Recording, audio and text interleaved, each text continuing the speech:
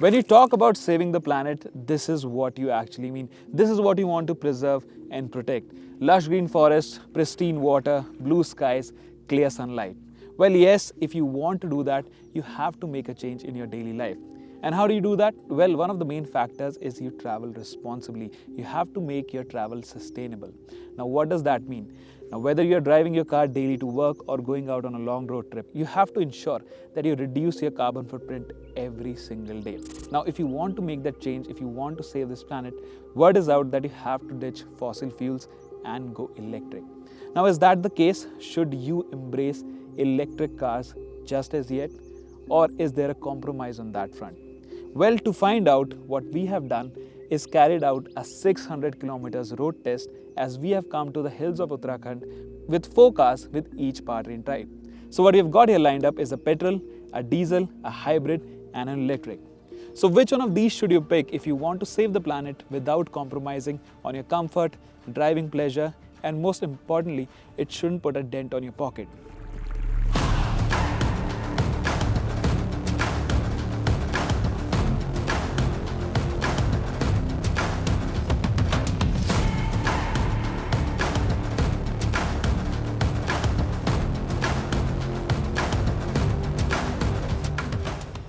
Representing the good old petrol is the Volkswagen Taigun 1.5 TSI with a 6-speed manual gearbox. The Taigun's 1.5 TSI is everything that a modern petrol engine should be: punchy, refined and efficient.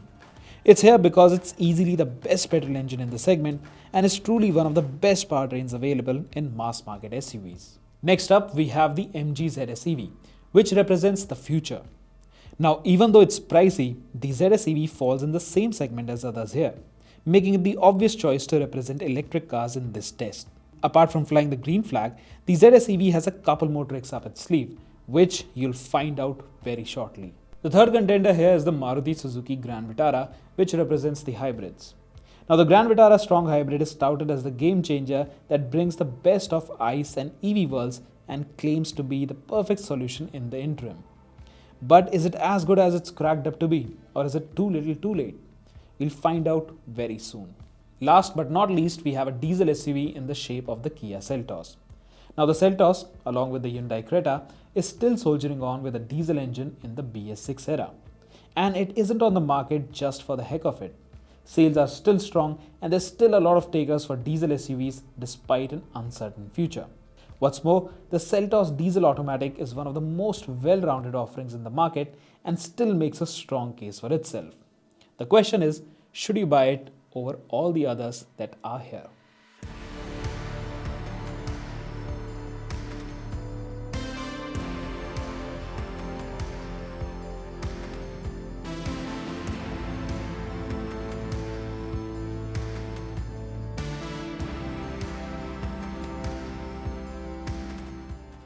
Many people will have you believe that diesel is dead now, but that's actually not the case because diesel is very much there.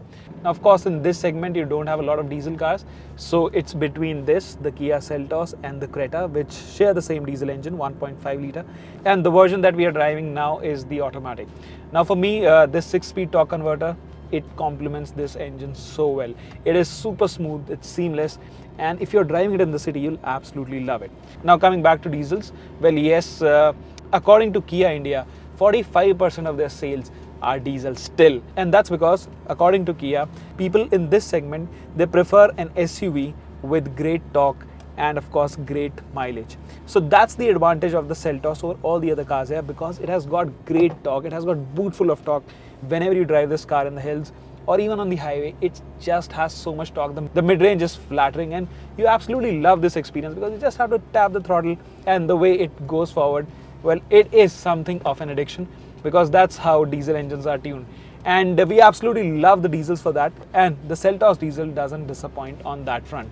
So in terms of drivability, I don't think any of the other cars here beat this diesel, apart from the electric of course. But if you still want to go with conventional choice, you're not going to get this sort of torque, this sort of drivability and this sort of experience that you get while driving a diesel. Now, coming to the Seltos' performance in other areas, well, I think this is the most rounded SUV of this bunch, because in terms of quality it feels the most well built, in the sense it feels the most premium. Then in terms of ride and handling also, this has probably the best balance of everything.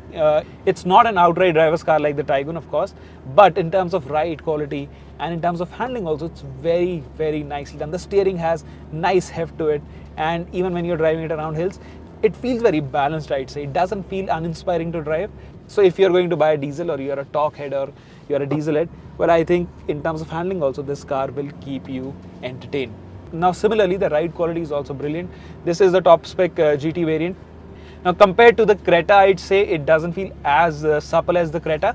It is a little stiff in comparison, because the Kias are more sporty in that sense than Hyundai's. But in this comparison, I'd say probably the Vitara is slightly better. But overall, in terms of overall ride and handling balance, I think in this car it's spot on. Now the other thing that I love about this car is that it feels the most complete of the lot. It's also very comfortable. The features, the equipment, it has got ventilated seats which are also powered, and the touchscreen is nice. You've got Bose audio. So overall, if you talk about that premiumness, I think this car definitely feels like a 20 lakh rupee car, and everything is well put together and it feels like a quality item.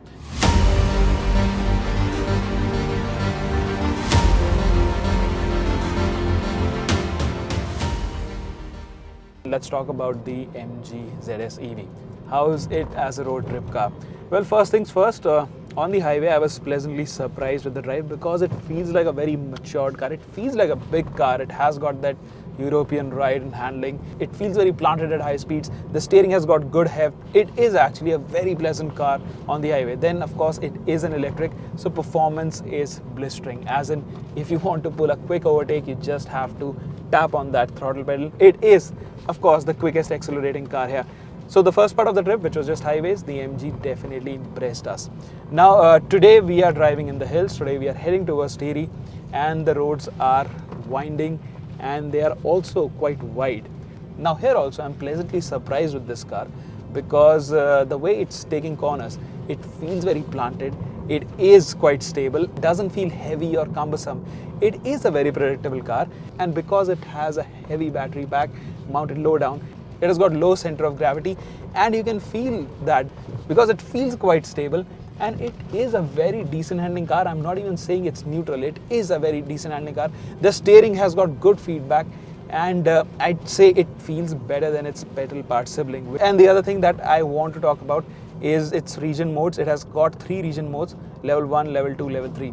In level 3, the region is such that it feels like you're doing engine braking, and it feels very engaging to drive. This whole stretch we have done 25-30 kilometers so far in the hills, and I haven't touched the brake pedal once, because on these long winding roads you can just mash the throttle, and then before the corner you just lift off. It does sort of engine braking for you. It brakes automatically, and then you can just carry your speed. So it feels very seamless in that sense. So of course we have got 4 cars here, but surprisingly I thought the MG was going to be the least inspiring to drive, but so far it's not the case. Well, in terms of range anxiety, this is the first time that I didn't feel it in a car, in an electric car, because every time I've taken an EV on a road trip, the chargers don't work, or the car throws a fit, it's not charging or something like that. In this, nothing of that sort happened, because yesterday when we started from Delhi, it had full charge, and once we stopped for breakfast, which is near Muzaffarnagar, we plugged it to a static 50 kilowatt DC charger, and it started to charge and work without any problems. So within an hour, the battery pack was juiced up to 100%. So that was nearly perfect for us, because then we didn't have to worry. Then I think we lost around 40% of charge. We covered 120-130 kilometers. We did the shoot. Of course, the car was on, so it consumed a lot of battery, but 40% charge was when we reached Rishikesh, which was our overnight destination. And in Rishikesh again we got lucky, because we plugged it to an 15 amp home socket, which was in our hotel, and we plugged it at 7 o'clock in the night, and by morning, by the time we started at 8, it was again 100% charge. So today morning also I'm not caring a lot about the range, because I've still got 76% of charge, and I'm going as hard as I can. So if I had to tell you some of the problems that I faced with the ZS EV, so most importantly, it's nothing related to the performance of the battery. It's not related to the charge or battery or anything, and that's a great start, right? So I'll come to the point straight away. The thing is that it's not very comfortable. So whenever you are driving over rough roads, the suspension is a little stiff. That's because the spring rates have been recalibrated as compared to the petrol Aster, because it is a heavy car. It is a very heavy car. So you do feel that jitteriness at low speeds, and it's not that comfortable if you're driving on bad stretches of roads. Now, the other thing is, of course, in terms of handling, it's nearly perfect. But if you start to up your pace, in the sense, let's say we have the Taigun here. So Taigun is probably the best driver's car here. So if you want to keep up with the Taigun, well, that's when you come to realize that this is not quite a driver's car. So you start pushing it really hard, and that's when the front tends to wash out, because again, it starts to feel its weight. It is a heavy car, and that's when it also starts to lean and you don't feel comfortable. It's not a hot hatchback, right? And again, let's be very honest, nobody is going to drive it like that. But if you're someone who enjoys driving in the hills, if you're coming out on a road trip and you want to go flat out, or you want to maintain a decent pace, well, that's when this doesn't quite match up.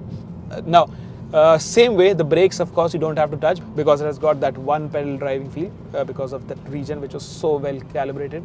But if you have to use brakes, emergency brakes, again, with a lot of electric cars, it feels a little spongy and the feedback is not that great. So, and ABS also kicks in a little too early if you are on loose surfaces. So it's not a very confidence-inspiring feeling, and that's what I think are the only limitations with this car. So now I'm driving the Taigun 1.5 manual, in the sense, best driver's car here. And I'm enjoying it the most because I'm driving it in hills. Now, of course, we have driven the Taigun on multiple occasions, and this 1.5 litre engine is my pick of the lot. The 1 litre engine is also quite great, but I prefer this 1.5 because it has the right mix of performance, and it has also got cylinder deactivation. So if you're not in a mood to thrash the motor, you can of course do some fuel savings. So that's a great thing about this engine, and it's also mighty powerful. It is 148 bhp, and it is the sportiest car of the lot. Now, of course, this has got typical Volkswagen genes. It feels like a hot hatch instead of an SUV or a crossover, whatever you call it. It is the GT trim. Now, personally, I don't prefer the manual version. I prefer the DSG because that gearbox is just absolutely flawless, and it complements the engine so well. Now, even this manual version, it doesn't have any real drawback because the shifts are quite precise. It has got short throws, and it is overall a great gearbox, in the sense, if you are an enthusiast, you're going to absolutely love this car. The only concern that I have is probably the clutch pedal, which doesn't play along really well because it has got springy action and it rests a little high up in comparison to the other two pedals. So if you want to quickly row through gears, it is a bit of an hindrance, but yeah, it's just nitpicking, but you definitely do notice it. Now, in terms of handling, well, of course, the Taigun is brilliant. The steering is the best of the lot. It has got great feedback, and based on the speed that I'm doing right now, you can possibly judge how much fun I'm having in this car. So for me, the Taigun is the driver's car, and when you're thrashing it, it's also quite enjoyable because this is a typical petrol motor, a TSI motor, turbo stratified injection, and it has got that diesel-like kick, but at the same time, it's super refined and it's super heavy. It's just always ready to chase that 7,000 RPM red line. So for me, this is definitely the engine to go for if you have petrol in your veins. If you're a petrolhead, well, this car, you can't really fault it as a driver's car. Now, as a car to go on long distance journeys with, even then, this is a great car. It is very comfortable. Of course, that's when you realize the engineering finesse of Volkswagen, because it is super stable on highways, and at the same time, the seats are the best because they have got these nice contours and you have got the best support. So even if you're pushing it hard around bends, you're in your stick, you're not being thrown around. So these are the little things that differentiate it from the rest of the cars. It feels properly tied down, it feels perfect in every way, and it feels that it wants you to drive fast, it wants you to enjoy the driving experience. So for me, that's what the Taigun's USP is, and anyone who's buying this car, it definitely has that Volkswagen DNA. It is a fun to drive SUV, if we can call it, but for me, I think it is more of a hatchback. Now, even if I've called it a hot hatch, it's not that the ride is uncomfortable or it feels stiff all over. It is a very nicely balanced package in the sense the ride is also quite brilliant. So this one is not the top-end GT variant. So the ride is a little soft and you actually enjoy it because on rough roads, on bad roads, it is very absorbent. It has got the typical Volkswagen maturity. It rides like a big car. So in terms of ride and handling balance, I'd say this is the most matured car of the lot. And that's saying a lot because it feels like an expensive car in that respect. So if you are someone who takes the wheel all the time and you love driving, wherever you go, it's you who's behind the wheel, I think this car is absolutely perfect. This is what you should be driving. Of course, I prefer the DSG version over the manual one because first, of course, like I said, the clutch is not that quite perfect. And the second thing is the gearing on the manual gearbox. It is a little tall. Now you can carry a lot of speed in each gear, but the thing is, I would have preferred a shorter second gear probably, because right now it's too tall, and sometimes when you're going uphill, the engine also has a little bit of turbo lag. So you find yourself in a bit of a spot because there is that lag and the gearing is tall, so the car really doesn't pick up. So that's what I'm noticing in the hills right now. But handling wise, well, there is no faulting this car. It feels absolutely perfect in every regard. Even the ride quality is brilliant. It has a little bit of body roll. I can feel that when I'm pushing it hard, but it feels so predictable. It feels so planted. The steering is also quite precise. Of course, it's not dripping with feel, but it is the most precise steering of the lot. So for me, this is the driver's car. And if you drive it like a hooligan, you are not going to get the cylinder deactivation because all 4 engines are firing, and they do drink up a lot because then the efficiency drops significantly. But you can't drive this car leisurely. It is quite fun. It is beautiful, and I think on this stretch I would not trade it for anything else because this is absolutely perfect when you go around a bend like this. Look at the balance. Now coming to things that I don't quite like. Well, first of all, I'd say the quality is not the best here. Of course, it's a Volkswagen. It feels very solidly built, but there are some plastics which are of questionable quality. You don't expect in a 20 lakh rupee car. And even the roof liner, it feels very cheap. There's no other word for it.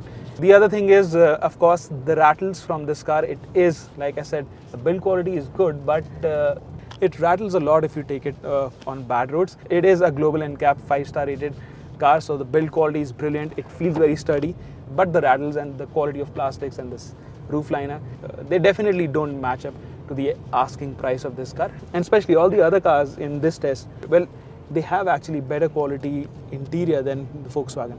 It looks quite smart. This whole screen, the red accents around here, the touchscreen is also probably the best, but the way it's bolted together, it doesn't feel quite as sturdy as you'd expect in a Volkswagen.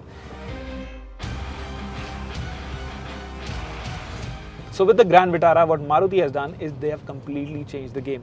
In the sense, this is the first SUV that has got strong hybrid tech. Now what it does is that it mixes the best of both worlds, in the sense this is an electric as well, and it has got a petrol motor in addition to that. Now technically this is the stopgap between ICE engines and electric. This is the perfect middle path. So with this product, that's what Maruti is trying to do. They are trying to bridge that gap. But the question is, have they done it properly? Now, surprisingly, the Grand Vitara is actually a great product. It has got an electric motor. So in daily driving, most of the time it's quiet, it's comfortable. You're driving in EV mode. So it feels like an EV in that regard. So daily driving wise, it does the job of an EV in the sense it has low emissions. And then yes, if you need power, if you want to pull a quick overtake, well, then the petrol engine comes alive and you have got all the power in the world. So in that respect, it is a great city car. It's also very, very comfortable when you talk about its ride quality. I think Maruti has absolutely nailed it. They know what Indian customers want. So this car, the ride quality or pad surfaces, it just glides over everything. And I'd go on to say that this is the best ride quality that you'll find in all 4 cars, because in city, it feels the right amount of firm, but then you don't feel anything inside the cabin. It feels very supple. It feels very mature, to be honest. For a Maruti Suzuki, I think that is a big step up. Now, the other part is in terms of driving pleasure. Well, yes, it's no Taigun or even the Seltos, but it is a very neutral handling car. It feels quite good. It feels very effortless. Steering is good. It doesn't offer a lot of feedback, but it is very precise and it does the job actually. Even when I'm driving it in the hills, it feels absolutely perfect. In terms of handling also, it is, like I said, a very neutral handling package, and it's based on the same platform as the Brezza. So it feels quite light on its feet. And you sort of enjoy that because it feels like a smaller car. It has a smaller footprint in that sense, and it doesn't feel its size. It does look like a big car from outside, but when you're driving it, you've got this commanding driving position, and I'd say that the visibility all around is also probably the best of all the 4 cars here. So I think it is an overall very nice package. It makes you feel good about yourself because it's light on your pocket. The performance is also quite decent, so you enjoy driving it, and the ride quality is good. You have got all the features and equipment. So overall, if you think about it, it does everything that you'd want in a car of this size, and that includes reducing your carbon footprint and also helping you save more money in terms of running costs. And then on top of that, this is a Maruti Suzuki. It has that expansive dealer network and it is going to be reliable. But having said that, of course, there are a couple of things that you might not enjoy in this car. Now, first and foremost, the seats, they are quite comfortable. The ride quality is also good, like I said, but they are a bit narrow. So if you are of generous proportions, you're not going to enjoy this very much over long distances. And that's what I felt, because in all the other cars, the seats felt more supportive. The seats here, they're all right, but like I said, they're small and narrow. The other thing is the refinement. So when you're driving it in EV mode, of course, it's very comfortable, super quiet. You can't hear anything from the outside world. But the moment that engine kicks in, it's a 3-cylinder engine, right? So the moment it kicks in, there is that typical thrum of a 3-cylinder, and then on top of that, it's made it to a CVT transmission. If you just step on the accelerator pedal, well, that's when you'll notice it has that typical rubber band effect, and that's what feels like it's sapping a lot of power. So you don't quite enjoy it. In that sense, the powertrain is not refined. So if you're really going for it, that's when you notice that it's not the most refined unit out there.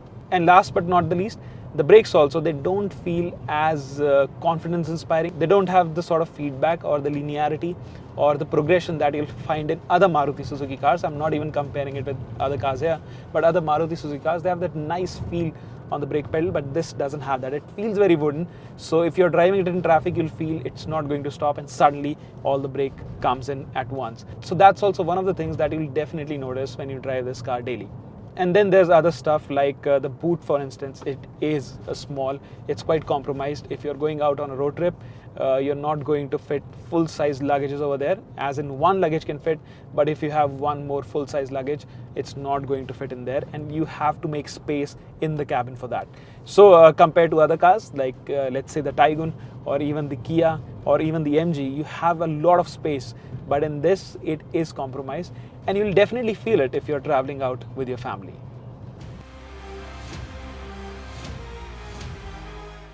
Let's now talk about the running costs, which is going to be one of the biggest deciding factors.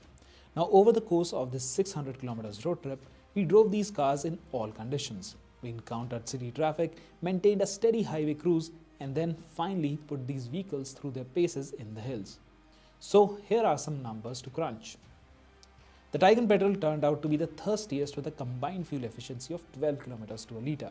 It is worth mentioning that it drank the most in the hills, as its turbo and engine were kept on the boil throughout the uphill section. The Taigun's running costs as a result were the highest. The Seltos diesel was quite efficient on the highway, but it also suffered in the hills. That's because you're constantly demanding more torque and performance virtually all the time. At 6.5 rupees per kilometer, it's the second to the Taigun in terms of daily running costs. The Grand Vitara returned a phenomenal 21 kilometers to a litre in city driving conditions, although it's the only car here whose fuel efficiency dropped considerably on the highway. That's because once you're on the open road, the petrol engine is constantly supplying power. In the hills, the fuel efficiency also took a hit, which was expected given the varying load conditions. Still, at 5.5 rupees per kilometer, it's cheaper than a diesel to run, and that's quite something.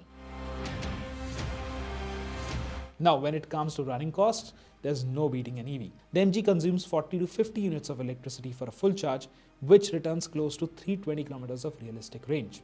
Now, with the electricity rates ranging between 5 to 7 rupees per unit across major states in India, it will cost you roughly 300-400 rupees for a full charge, meaning a running cost of just 1 to 1.5 rupees per kilometer. And even if you use a public charger with commercial rates of around 17 to 19 rupees per unit, the running cost per kilometer would still be less than 3 rupees.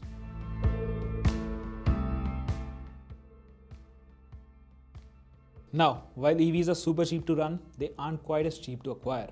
With an on-road price of 28.5 lakh rupees, the MG is nearly 6 lakh more than the Grand Vitara Strong Hybrid and the Kia Seltos diesel.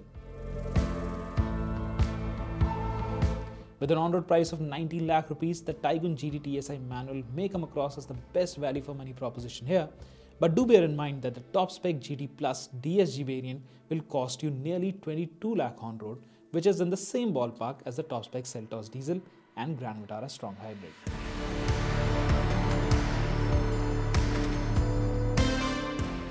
There's nothing wrong with the Seltos, especially the diesel version, because this is peak diesel performance. It has got the efficiency, it has got the drive, and it is the most rounded product here. But if you have to pick one car, well, diesel is not the future. It's not dead right now, but 5 years down the line, the authorities will come clamping down on diesel, and that's when you're going to feel the brunt of it. So diesel, as good as it is, I think it's time to say goodbye to the good old diesel.